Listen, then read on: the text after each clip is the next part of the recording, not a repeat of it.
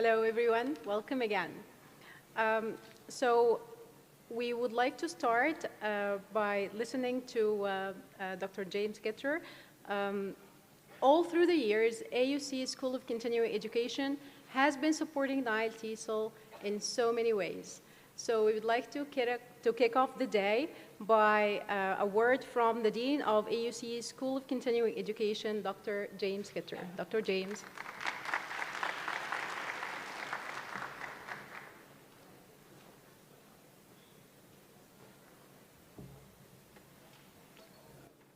Good morning. It's wonderful to see you all here. I'd like to just start off by formally thanking all the many sponsors who have made this event possible. I would also like to thank the NileTESOL board, the NileTESOL organizers, everyone here across the American University in Cairo, and particularly my colleagues at the School of Continuing Education who have been working so hard on this, the international speakers and the presenters, and all of you. And so just think that we haven't been here for over 2 years. The last time we were all together was 2020.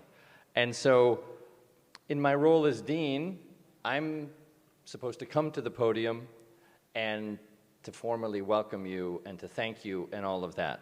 But I'd like to do something else. More informally, I'd like to come out and greet you all colleague to colleagues. Because as I stand here and I look up at this very full room, I'm just reminded of the power that comes together with an event like this. Just imagine all of the expertise, all of the energy, all of the aspirations that are collected in this room. And as I was coming here today, I was thinking about conferences in general. It's wonderful to have them. There's a lot of great opportunities for photos, for selfies, for networking, and those things are important, and I'll talk about the networking in a second. But why do we gather like this? In any profession, at any point, why do we get together rather than on Zoom, as we've been doing for the last 2 years, rather than just going about our work individually? And it's because there's a real magnetizing power to gather together, to share ideas, to share the energy, to support each other. And I can't think of a group that's more of a community than this group. We have here every governorate in the country represented. I'm told that at least 4 continents represented. We have so many people here, 4,400 of them, that unfortunately we didn't have room for more. There were many more who wanted to come, and we had to close registration because as you can see, I see people standing even in the back, and back here and in the back in the balconies. We just don't have enough seats. That to me is a sign of a real interest, a real hunger for learning more, for being together, for gathering together after all that the world has been through and all that you have been through over the last 2 and 3 years. There's a lot of talk that's said about resilience, what it means to be resilient. And I can't think of a group of people who are more resilient than teachers. Teachers are resilient every hour of every day. They're figuring out how to do something anew. They're figuring out how to adjust. I come from a family of teachers. I've spent a long time in classrooms. I'm an administrator now, so I don't get to be in classrooms. I get to talk to you instead. But I know very well from my family, from my own experience, from all of you and knowing many of you, how resilient you have to be, and that was really put to the test over the last 2 years. So it's really a joyful, important, as I said, magnetizing moment to come together as this community. But it's not just coming together and being here. I think there's a real value in knowing how to best take advantage of a conference. I can remember going to my first conference, an academic conference, and I was so intimidated. I was so relatively lost, literally lost, trying to find my way through this huge conference. And I was very nervous. And I can remember at one of the initial events, standing off to the side, kind of by myself, and someone who was senior in the field very nicely came up and started a conversation. And that just meant the world to me.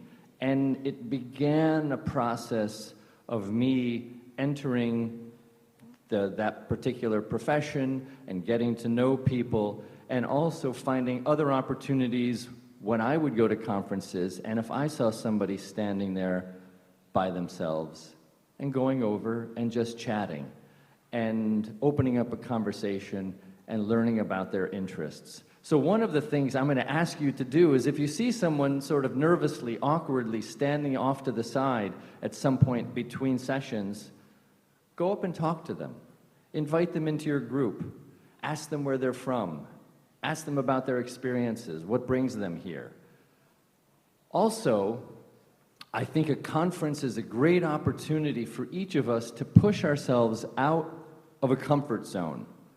Don't just go to the sessions that are given by your friends. Yes, you should go and support your friends, or that are on topics that you already know everything about. Go to some sessions that are going to push the boundaries of your knowledge and of your interest.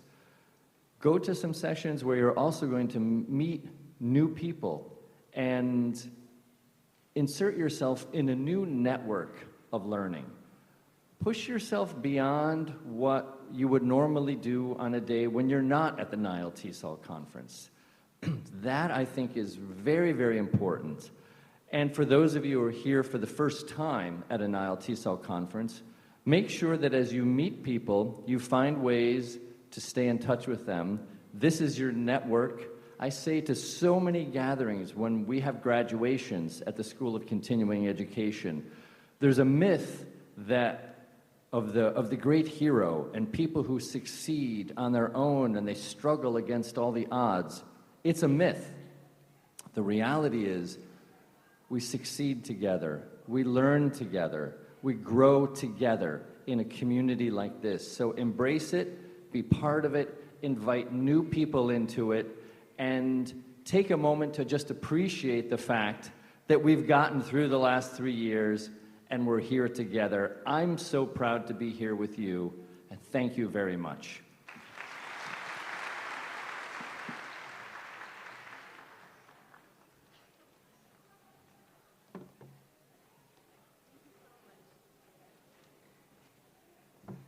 And I would like to invite Dr. Rede to come and say a few words to the podium.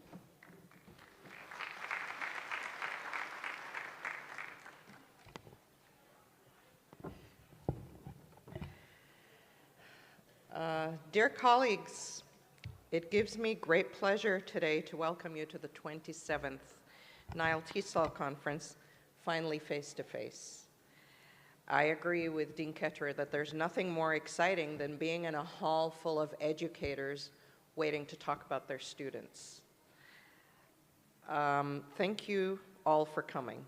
Thank you, Dean Ketterer and the School of Continuing Education for their support of this annual event, and also my Academy of Liberal Arts colleagues and the conference organizing committees, Noha, Basma, Sanet, Mohammed, and all of the ALA and SCE teams. Also sponsors, publishers, language teachers who make possible this valuable coming of minds to discuss issues that concern us. The theme, A New Era in Teaching and Learning, Challenges and Opportunities, invites us to reflect on the evolving landscape of education and the immense challenge that these changes call in, as well as the opportunities we are presented with for strengthening learning. As the pandemic of the past years hopefully comes to a close, we realize that the consequences of the upheaval of education are not temporary. They are actually here to stay. We were previously coming up with ways to manage a passing disruption to our classrooms. But today, we have to think of sustainable ways to deliver quality education in an environment that is rife with disruptions caused by innovative technologies, changing demographics, increased needs for supporting mental health, shrinking resources, currency devaluations, unpredictable employment markets and career prospects for our students. Our capacities for adaptation and transformation are being tested in new circumstances.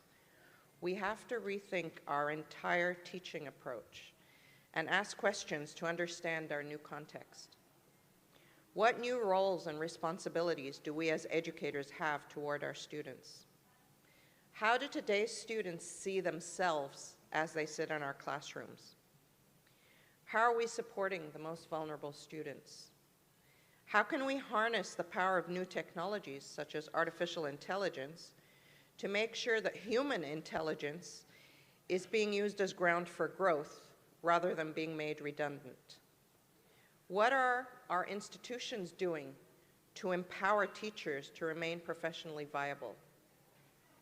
Formulating answers to these difficult questions presents us with opportunities for looking with fresh eyes at the components of education, rethinking pedagogy, rethinking assessment especially, educational administration, academic integrity, access, well-being, safety and privacy, mental health of both learners and teachers.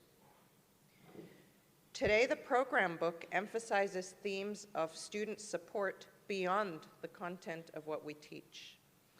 We see topics like inclusive education, mental health and well-being, no child left behind, humanizing education, motivating students and mentoring them, teacher burnout, teaching out to real students amid virtual reality landscapes. The common thread is that we are striving to keep sight of the individual student and support those who are the most vulnerable. Effective education can only be achieved if it addresses the needs of those individual students and sees them beyond the group. That will never change. As we gather within the walls of this great institution, we recall that AUC's liberal arts mission calls on us to place the student at the center of the learning process and steer away from a one-size-fits-all approach. We have to be in a constant state of attunement to individual student needs and to be willing to adjust our learning environments as needed. Even as we wade into online environment, virtual realities, and artificial intelligence tools that compete with authentic student voices, our goal must be to use these technologies to engage students meaningfully, to restore the connection and the sense of community that are so critical to learning. It is this individual engagement that tells our students that they matter and sparks their confidence to learn. One of the conference sessions is about teacher identity, a concept central to student success. When we feel new again in a profession that we have held for years, this might be resettling, but it's also refreshing because we have to question long-held teaching habits that have become second nature to us, and we have to transform our approaches in order to be continually effective. In developmental psychology, identity construction and growth occur when we are confronted with situations where our tried and true formulas for dealing with situations no longer work. We struggle to find new ways to address the new context, and in doing so, emerge stronger, more experienced, and more adaptable to change.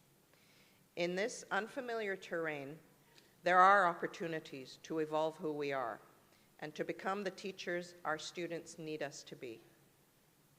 This conference is testimony to the resilience and adaptability of language professionals. While discussing new and critical topics that confront our practice, we strive to maintain the sanctity of the learning exchange such that it is always inspiring to our students. This is a timeless principle that remains intact, even as everything around us changes.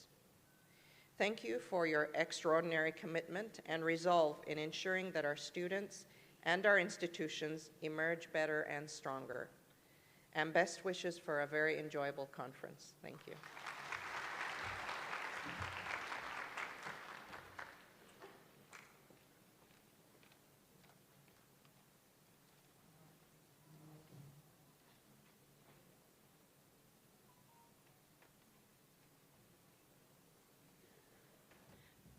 All right. Next up, well, for the past year, as president of NileTESOL, Dr. Sanaa Makhlouf has been working tirelessly to support this community. So let's all welcome President of NileTESOL, Dr. Sanaa Makhlouf.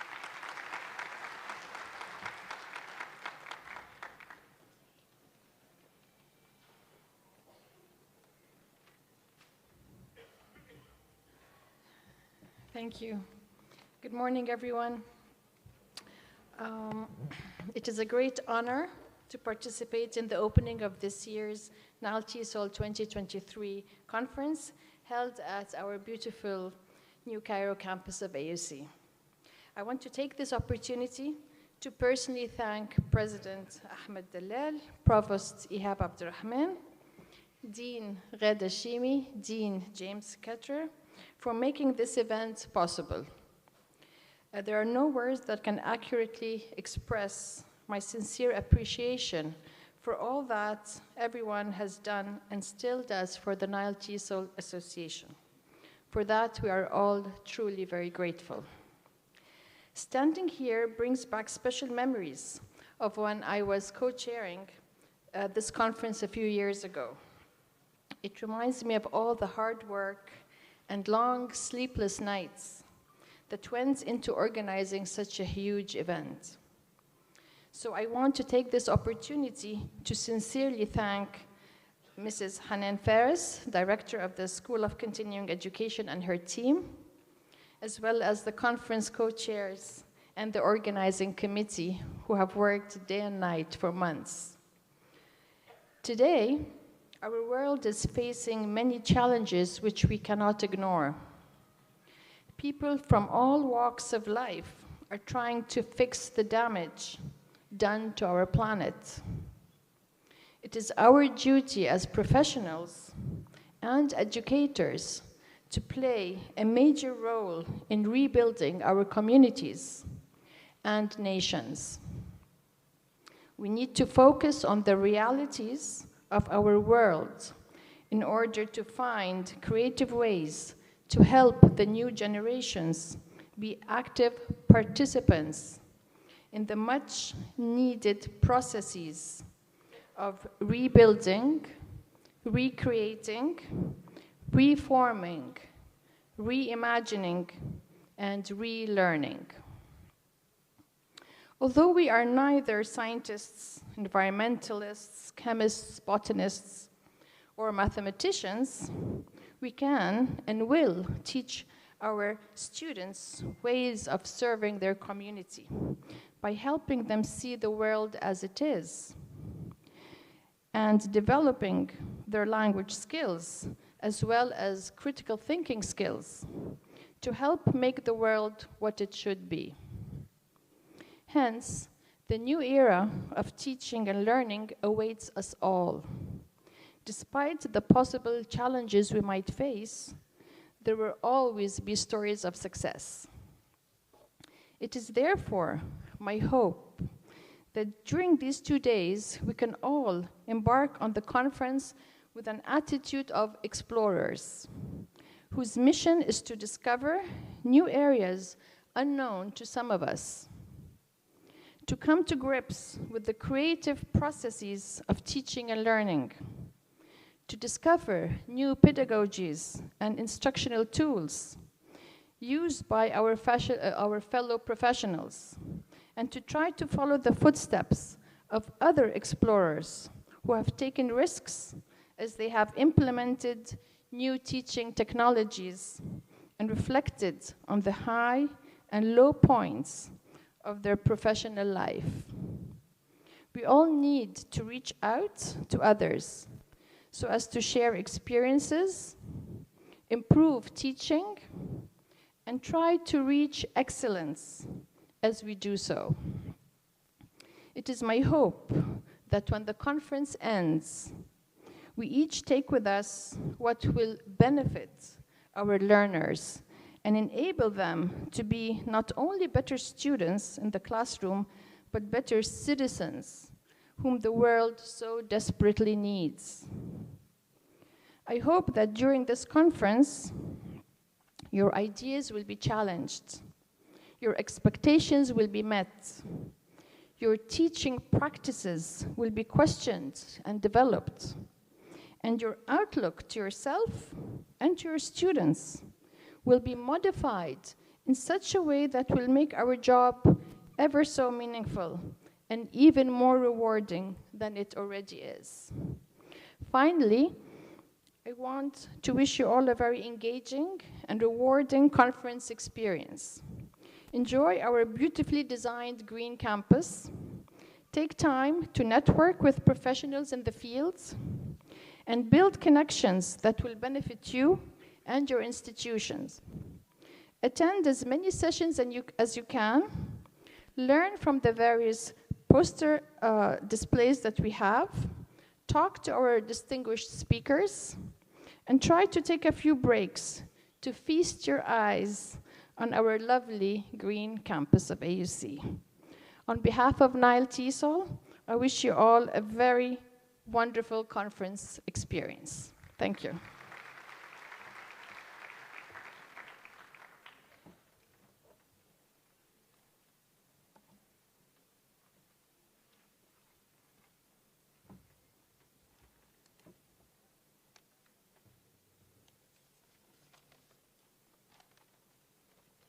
Thank you, Saneh, for this very inspiring word. All right, it gives me great pleasure to announce the return of the NileTESOL conference face-to-face. We hope it will be a refreshing and thought-provoking conference with the apt title, New Era in Teaching and Learning, Challenges and Opportunities. This year, we had an influx of presentations. Our community of learners and professionals are enthusiastic about the conference as they know the value they can really get from face-to-face interaction. In addition to our 4 distinguished plenary speakers, Peter Skolowski, Jonathan Hadley, Chris Soughton, Hala Abdelhaq, and our featured speakers, Greg Stratilopoulos and Alex Warren, all of whom come with extensive experience in the field of education, we have a wide variety of presentations, poster sessions, and panel discussions covering new and relevant ideas that are shared with the English language professionals in Egypt. We would like to thank our partners, the Regional English Language Office, RELO, of the US Embassy, the British Council, International Language Bookshop, ILB, Sphinx, York Press, Pearson and EST, Cairo Book Center and Publications, International House, Nahdat Masr, and English Score for their generous contributions. We strongly encourage everyone to stop by the publishers' booths at any time during the conference to learn more about their new offerings and to attend their valuable workshops. We would also like to express our gratitude to the NileTESOL Organizing Committee for their efforts in preparing for this year's conference. We would also like to thank Ms. Hanan Faris, Director of the Career Development Department, School of Continuing Education, and her team, Ms. Ibtihal Al-Badri, Mr. Magid Al-Habashi, for all their logistical aid throughout the past year. Special thanks to my co-chair, Basma Adek, who worked tirelessly the past year to make this conference a success. Again, it's my pleasure to extend a cheerful welcome to all of you. and we hope you have a good conference. Thank you very much. I leave you now with Basma, who's going to give you some guidelines and some room changes. Thank you so much.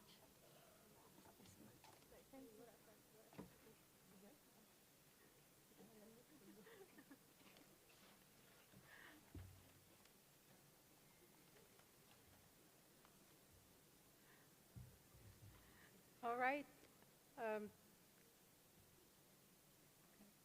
On behalf of the organizing committee, we encourage you to make the most out of the conference. And in order to do so, we would like to share some guidelines with you.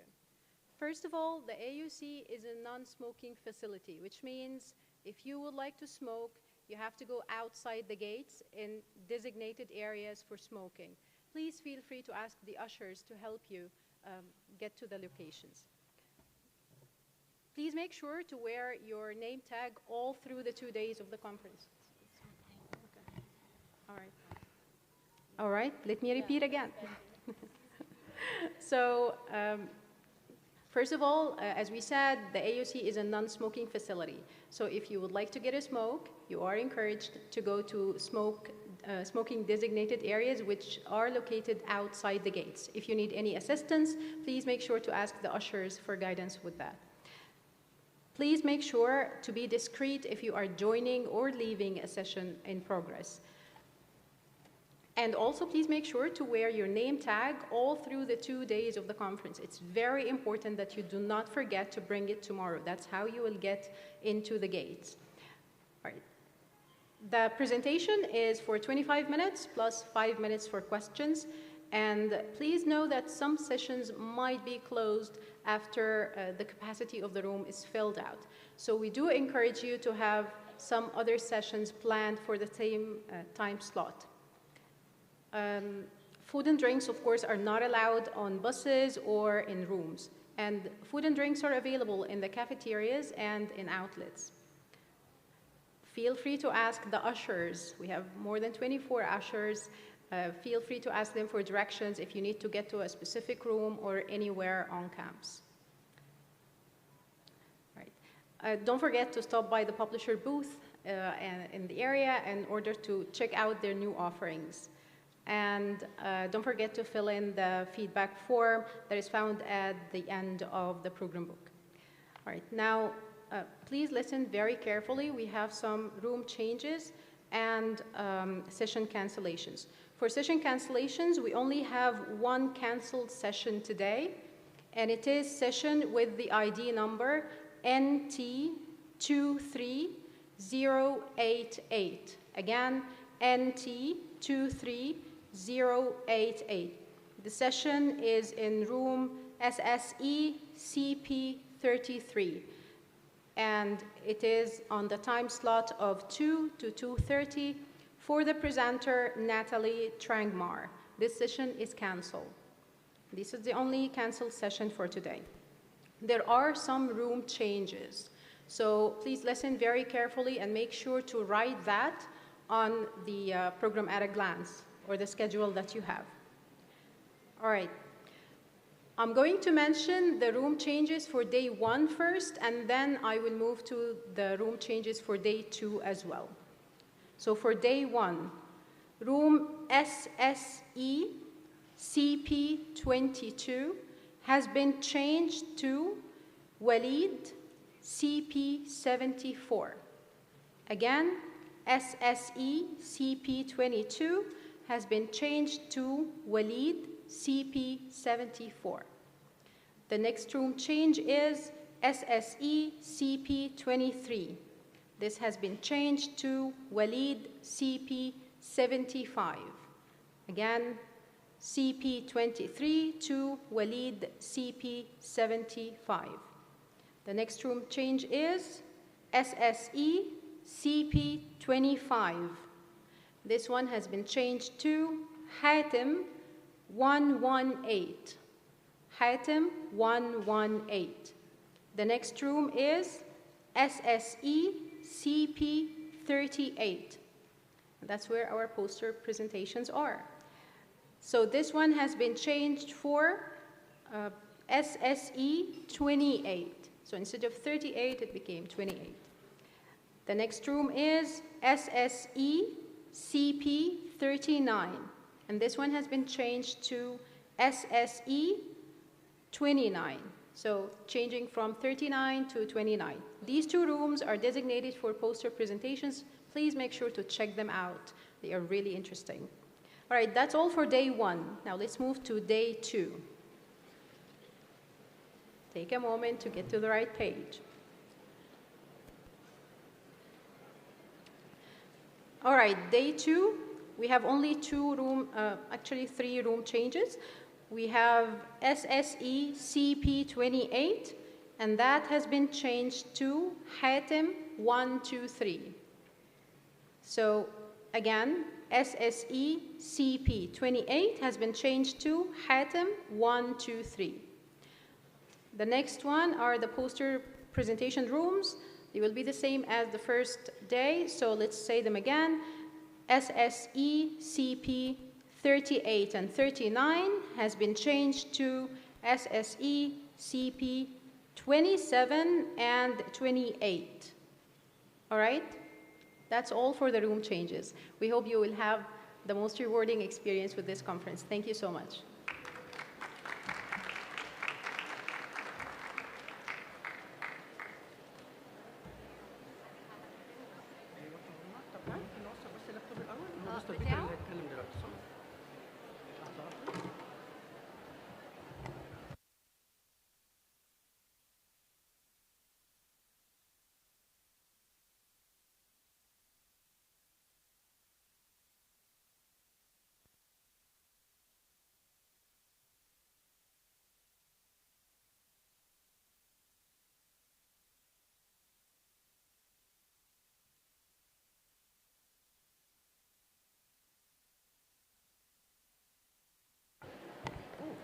Please remain seated for our first plenary session.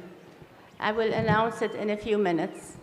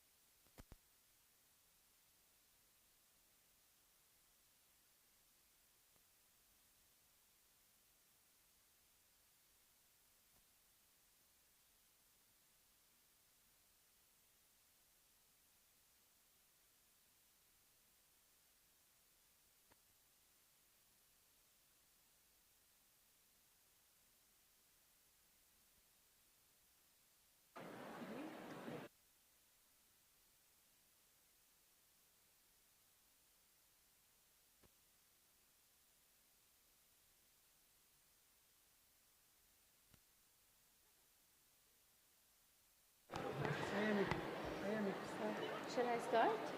Okay, all set? All right, hi again. Now we'll start with our first plenary session entitled Mind Your Manners, English Usage for Teachers. So let me say a few words about our speaker, Peter Skolowski. Are you all with me? Okay. Peter Skolowski joined Merriam-Webster in 1994 as the company's first French language editor, and has since written definitions for many of the company's dictionaries. Excuse me.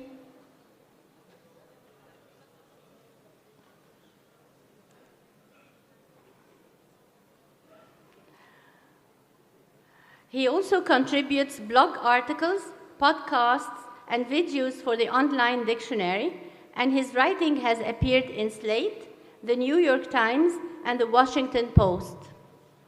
He is among Time's 140 best Twitter feeds of 2013. He leads workshops on dictionaries and the English language for the U.S. State Department, serves as a pronouncer for spelling bees worldwide, and as judge for the Scripps National Spelling Bee. He is the co-host of Word Matters, a podcast about words by dictionary editors. Peter attended the University of Paris and earned his MA in French literature at the University of Massachusetts. He is also a freelance musician and a music host at the New England Public Radio. Please join me in welcoming Peter Skolowski.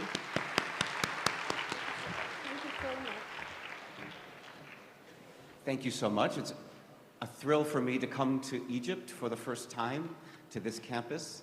I want to thank the Relo office of the U.S. Embassy, the Regional English Language Office, and my new friends Curtis and Hannah and Noha. Thank you for having me. And I want to talk to you this morning a little bit, not just as English language teachers, there's a lot of you, but as English language lovers. How many of you, when you were young, would read the dictionary? See, I knew I was among my friends. Because I think there are two kinds of people in the world, people who read the dictionary and people who don't. And we then get a relationship with our dictionary. We get to know it as we learn our languages, as we learn our words. And so what I'd like to talk to you about today is parts of the dictionary that might be less used than they should be.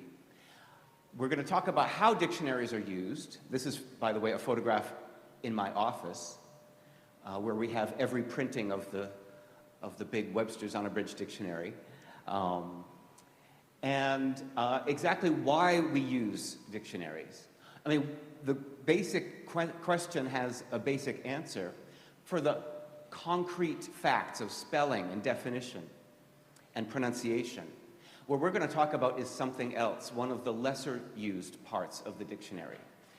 There's another reason to use a dictionary, which is to use it as a warning for usage.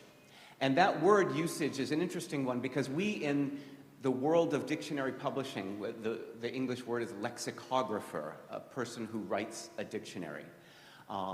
We call ourselves editors at the office.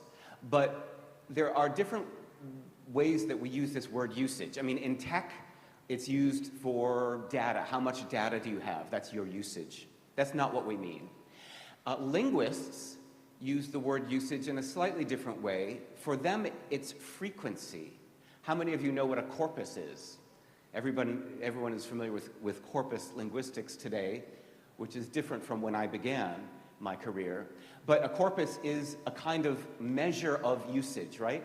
So we will see, for example, this is just to show the word internet on Google Books. Google Books has millions of books indexed. And you can see that in 1880, there was zero use of the word internet. But in 1990 or so, you see a sudden increase and the line goes up. So that's one way of measuring frequency, measuring usage. Another way we can use corpus data is to compare words over time. The English word public was formerly spelt with a K. And here's a comparison of the two. The blue is the word public with a K, and the red is the word public without the K, the way that we spell it to this day. And you can see that right about 1750, they switched from being one more commonly used and to the other one more commonly used. This gives me my first footnote of the day, which is to talk about Noah Webster just one moment. Webster wrote the first great dictionary in America, but he's also, you may not know, responsible for the spelling reforms of American English. He believed in a kind of American language, but also he believed that English was illogical and hard to spell. Do we agree? So among other things, these are some of the changes that Webster made, including dropping the K from words like public and music, respelling words like jail, taking the U out of words like color and honor and humor, putting a Z or a Z in the place of an S in words like analyze or civilization, changing the French spellings. He hated the French spellings of words like mask, and changing the French RE into an ER, things that we are familiar with. I think that Webster was maybe the most successful spelling reformer in the history of the English language because he picked a moment right after the American Revolution when there was no longer cultural ties with Great Britain. Unfortunately, he did not make English any easier. I think he made it more difficult because we are all responsible for two systems now, right? And it's because of him. We can blame him. And think about another way that we use data. The Merriam-Webster word of the year for 2022 was gaslighting. It's defined as the act or practice of grossly misleading someone, especially for one's own advantage. And here is a corpus assessment of billions of words of the word gaslighting, never used in 10 years ago, and just recently you can see a huge increase in the use of this word. Another quick example, the word shrinkflation, which we hear these days with the economic situation.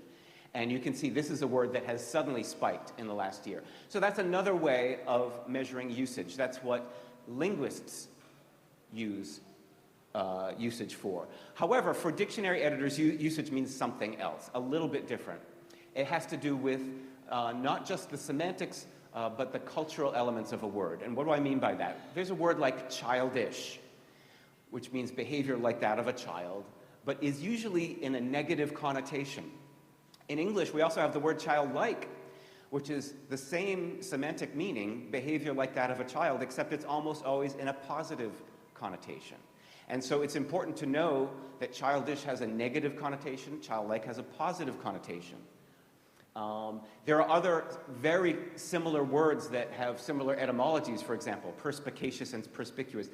This is not a test, by the way. And sensual and sensuous. Sensual and sensuous, these are words that mean nearly the same thing. Sensual usually means feelings in the body. Sensuous means expressions of art. And so that obviously they have similar roots, similar etymologies, but they're used in a different way. Perspicacious means able to see through something. Perspicuous means able to be seen through. I'm sorry about the alignment. Usage is the way in which words and phrases are actually used in a language community. This is the customary use of language. This is what we call standard English. And it's not what we call grammar. I'm not talking about grammar today, not really. Because grammar is a description. Just like a dictionary definition is a description of the meaning of a word and the company that word keeps, grammar isn't a prescription or a set of rules. It's actually a description of a natural language set of rules. Rules of grammar are understood by a native speaker by virtue of being a native speaker. What I mean by that is, again, that we're not following rules that we read in a book. We are simply learning as we grow up. By the way, I don't love the word native speaker. It's an efficient way to say what I want to say. Someone who grew up in a household that speaks a given language. And this is my little innovation. All grammar is usage, but not all usage is grammar. Now we're getting somewhere. Now we're talking about something that is a little bit separate from what you teach and maybe what you use a dictionary for. Grammar usually refers to structure, right? An agreement, how words relate to each other. Usage is usually about word choice. So that's what dictionary editors mean about usage. We mean that, for example, a lot of arguments happen about word choice. And if you're not familiar with some of these are very famous usage arguments in the English language. I won't go through all of them, but lie versus lay. The issue here is transitivity. One of those verbs is transitive, one of those is not. Nauseating versus nauseous. This is one of those silly distinctions that people make. They decided at some point that the smell of the garbage in the alley that causes nausea is nauseating, whereas by the end of the bumpy flight, I was feeling nauseous. So that some people make a distinction between these words. Obviously, their meanings are so similar that they overlap. Imply and infer. Hanged and hung. These are distinctions that some people make, some editors make in professional writing. These are some of the usage issues that you find in a dictionary. Usage as both grammar and word choice, this happens in English. It doesn't happen in many other languages, that we have trouble figuring out whether it's the which pronoun to use, right? Whether it's the object or the subject, right? I hope you can come to lunch with Emily and which pronoun is it? And me, right? However, there are many people, fluent speakers of English, who say Emily and I. In fact, almost all the presidents of the United States in my lifetime have used it that way. It's something that we hear all the time. So usage can be a rule, but it's also a convention.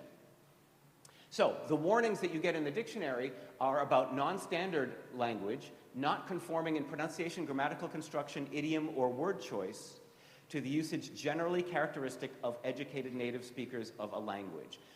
And this is really what I want to convey today. Usage is the manners of language. There are two kinds of facts in a dictionary definition. There's the linguistic fact, the lexical fact. The spelling is conventional. We can prove it. It has history. The pronunciation is conventional. It might be regional. There might be variants, but we'll put them all in there. The definitions we can glean from studying the literature, from studying the way the word is used in print. But the usage is something else. Is the word British? Is the word archaic? Is the word offensive? Is the word obscene? Is the word vulgar? Those are parts of a dictionary entry too. I just said that. We'll move on. Manners are social. They're extra-linguistic, right? Manners have to do with culture. They have to do with education. They have to do with your region. They have to do with your age, right? They have to do with prejudice, prestige, and taste. And we all know this. This is true everywhere. We are always judged by the way that we present ourselves in writing and in speech. You're judging me right now as I speak by my accent, by my language, by my choice of words. That's the way language works. But manners are social, and we have to measure them in a different way. This was a question that came up on Twitter, someone who said, you can grow a tree or a tomato, but not a pie or the economy. So this is really an argument about the transitivity of the verb to grow. As a transitive verb, it means to cultivate, not expand or fabricate. And then I responded to this Twitter person. I said, there's a good usage note at the entry if you look it up in the dictionary.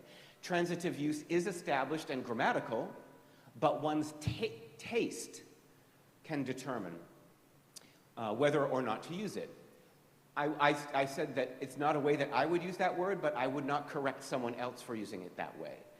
It's acknowledged in the dictionary. It's commonly used. It's not part of my idiolect, that is to say, my idiolect, the way that I speak myself. Taste is the issue.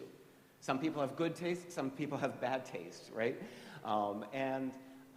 There's a good example here about what manners and culture means. Match.com is a website where you can look for a new boyfriend or a new girlfriend, and people in America do this. And there was a survey that asked, what are the 10 things men judge women most on? And number 1 was teeth, but number 2 is grammar. And the same question, the 10 things women judge men most on, number 1 is teeth, and number 2 is grammar. Now, you and I all know that what they mean by the word grammar probably isn't grammar. They're probably talking about spelling and pronunciation.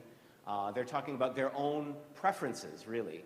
And there's a comedian in the United States who made a joke about this, who said, people prefer their partners to have good teeth and good grammar. This is very good news for those of us whom have both. But a dictionary for learners explains this usage explicitly. That is to say, whether or not a word will cause you embarrassment or someone else offense. Affect and effect, this is probably not a big problem for you and your students. It's an enormous problem for people who grew up speaking English in the home. These are two words that overlap in meaning. They overlap in part of speech. I've got a lot to get through today, so I'm not going to spend a lot of time. But at the dictionary entry in a good learner's dictionary, and that's what we're now going to look at, examples of these kinds of questions from a good learner's dictionary, you will see an explanation and examples. The examples are in blue in this case, and the explanations are in black. Don't confuse the verbs affect and effect. Affect means to change. So rain affected their performance. The cold affected our conference today, although I'm very warm. But then the new president affected change. And so this is a simple way to make a distinction between these two words. Affect and effect are difficult to learn because the word effect with an E is more often used as a noun, although affect also exists as a noun. And so they are very confused. They're very easily confused. But now let's get into these interesting synonyms that are used in different ways. The words clean and cleanse are effectively synonymous, right? And yet people who grew up speaking English will almost never use them in the same place. So cleansing the skin, the herb is believed to cleanse the body. You can say cleanse the soul in a kind of metaphorical way. And yet, a clean is the more general term. I think clean is the more general term. He cleaned the kitchen. Clothing and clothes, another case where we have two words that are completely synonymous, and yet their usage is almost always slightly different. Clothing tends to be used when discussing a particular type of clothes or clothes in general. Vintage clothing, food, clothing, and shelter.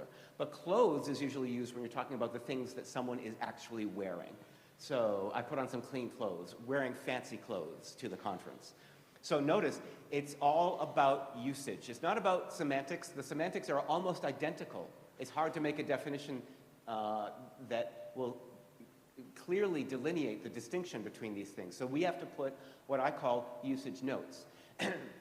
English is cruel with these confusable words. These are words, by the way, that all have identical etymologies, but have developed over time to have different meanings. And I don't have time to go through all of them, but capital with an A, capital with an O, discrete with two E's, discrete, E-T-E, principal and principal, complement and complement, counsel and counsel, imminent and eminent. These are all words that are so close in spelling and so close in phonetics, and yet they're always used in a different way. These are the kinds of words that professionals and academics are judged on if they use the wrong one. And yet I see it all the time, even in the New York Times, even in professionally edited prose, things like principal being mistaken or complement. So there are little boxes that warn you about these and remind you to beware of which one you're using. And then there's informal usage, the word like, which people like to hate in English classes. In informal speech, I think it costs like $20. It means approximately, right, in that case? Her father is like a scientist or something. I think this is a word that is great for adding a little bit of nuance, a little bit of uncertainty to many expressions. But it also is used in a kind of verbal way, in that sort of quotative way. She was telling me what to do, and I was all like, mind your own business. This is the very informal, and so it's labeled there, very informal speech in American English, used with the verb to be to say what someone thinks. Now, you can argue that this is incorrect English, that this is not formal English, and I would agree with you. It's not formal English, but it's not incorrect either. It's so commonly used that the dictionary has to reflect that usage. But what can we do? We can acknowledge that it's informal. If you're writing an academic paper or a professional article, you should not use this kind of language. On the other hand, there's formal language. Whom, which is a difficult term in English, and it's interesting that it's sort of fading a little bit from certain syntax. It's also staying right where it is in other ways. The problem with whom in English is that sometimes it's separated from the preposition. And so if you were teaching this, I would say to teach it as being adjacent to a preposition. To whom, to whom, to whom. For whom, for whom, for whom. With whom, with whom, with whom. That's the way we hear it mostly. But sometimes if they're split up, whom did you speak to? Now, more commonly, we would say, would you speak to? Because English language ears want to hear the subject as the first noun in a sentence, even though grammatically the subject is not always the first noun in a sentence. So it's important to recognize that there's this flexibility in the language. Usage also has to do with terms of identity, more today than ever. Terms of identity are some of the most dynamic and important changes in the language. And some of them have to do with prejudice, some of them have to do with privilege, some of them have to do with gender. And in this case, Native American is the term most often used for what had formerly been called American Indian. There are other synonyms that have different usages in a slightly different way. Dead and deceased, they both mean no longer living, but deceased is the gentler term. You should recognize that English has so many synonyms because many of our word roots come from the Old English Anglo-Saxon roots of the language, and many of those synonyms come from the Norman French Latin roots of the language. And when the Latin word and the Old English word are paired together, the Old English word is always the emotional word. It's the home word, the family word. In this case, you would never ask someone who's a stranger, is your mother dead? It's much too direct, it's almost insulting. But is she deceased? That provides emotional distance with the Latin term. And in fact, there's a bunch of these. You know, I'm sorry about the, the alignment changed because we switched computers just before the talk. So dead and deceased, fat and obese are similar. Girl and female, sick and indisposed. Crazy and insane. Insane is the medical terminology. Crazy can be insulting. Deadly and morbid. Again, morbid is the medical term. And so we have these synonyms that are nevertheless almost always used in different situations with different kinds of usage. And this has to do with tone as well. If you say, what's the matter to someone, that's a very empathetic, very sympathetic question. But if you say, what's the matter with you? That's a kind of angry, direct question. And so you have to recognize that this verb can be turned very quickly, depending on its usage. More synonyms. Lean, thin, and skinny mean almost the same thing, and yet they're used in almost always very different ways. Lean suggests a lack of unnecessary fat, but also the muscular body of an athlete. Thin can describe a person whose lack of fat is unhealthy, but is also a way to describe someone who's considered attractive, full of beautiful, thin people. Skinny describes a person who has an extremely thin appearance and who may not be healthy. Skinny children, skinny legs. So it's important to recognize that these are words that do roughly mean the same thing, but English has so many synonyms that they do actually land in different places. There are idioms, too. Idioms in a learner's dictionary that define what the metaphor of the concrete noun is, in this case the word icing.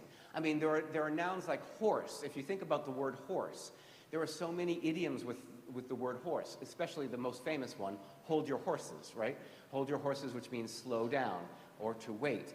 But there are so many others. Change horses midstream. I could eat a horse, which means I'm very hungry, but not for horse, right? I mean, so there are different uses. So in this case, icing on the cake is different from frosting on the cake. Frosting is something that you eat. I mean, icing is too, but icing is the idiom. There's another one, piece of cake, which we all know. Piece of cake, which means something is easy, but slice of cake is dessert, right? So even though these things are synonymous in their literal meanings, they're not synonymous in their idiomatic meanings. And what about the very informal use of the word so? It's used before when it's before an adjective by itself. It's very informal. That pie tasted so good. This is a very hard kind of word to write a definition for, by the way. And so the computer is so out of date. It adds emphasis. It's an emphatic use. And so the dictionary is there to give you information, and it's there to give you warnings. And what I mean by that, again, is so that you do not embarrass yourself, but also that you do not cause offense to others. Language is always a negotiation of the linguistic and the cultural.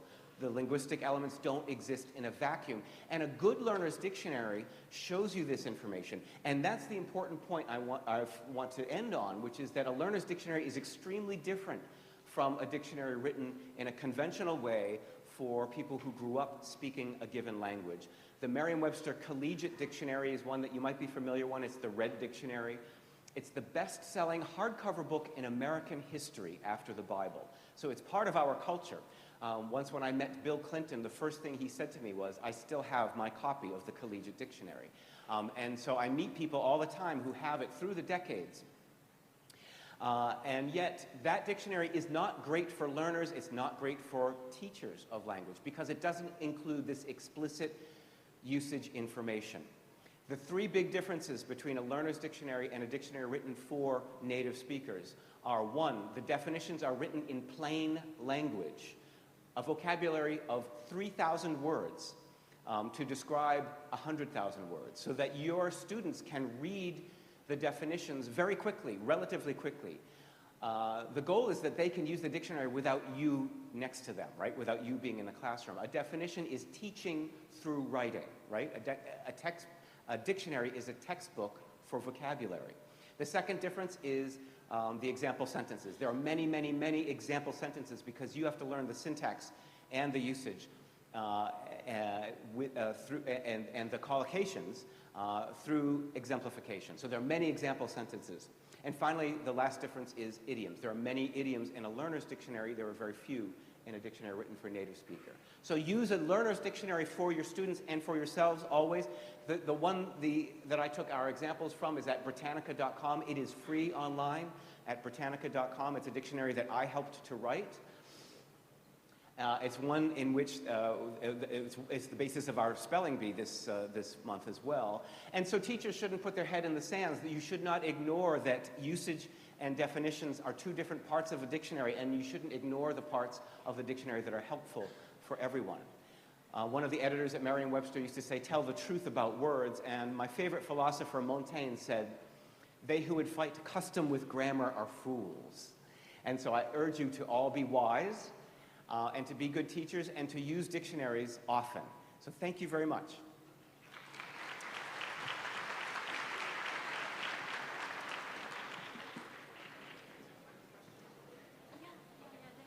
So we have a few minutes. If anyone would like a little question, to ask a question about the dictionary. Oops, I'll go back there. If I can hear you. We're conducting Spelling Bee workshop tomorrow. Is that right? For the teachers.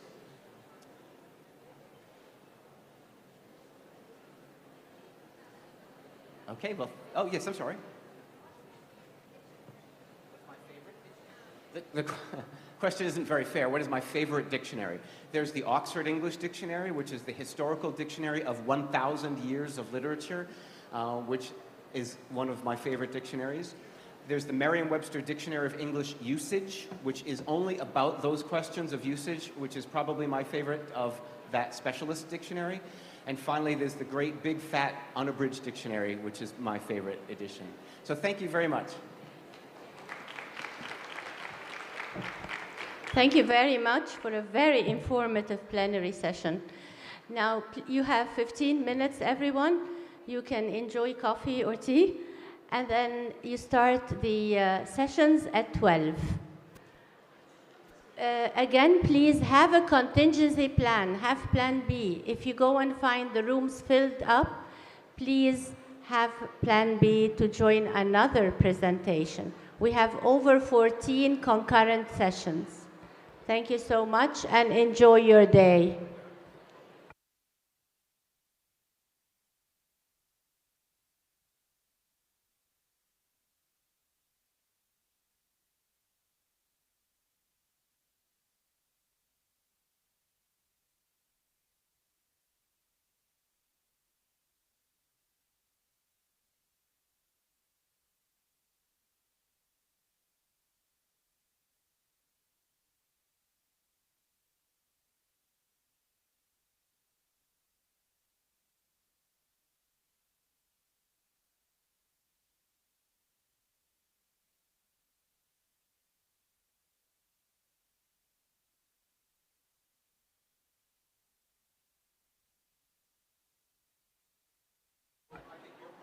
Before you go, we will meet again here at 2:15 with another plenary and John Haley.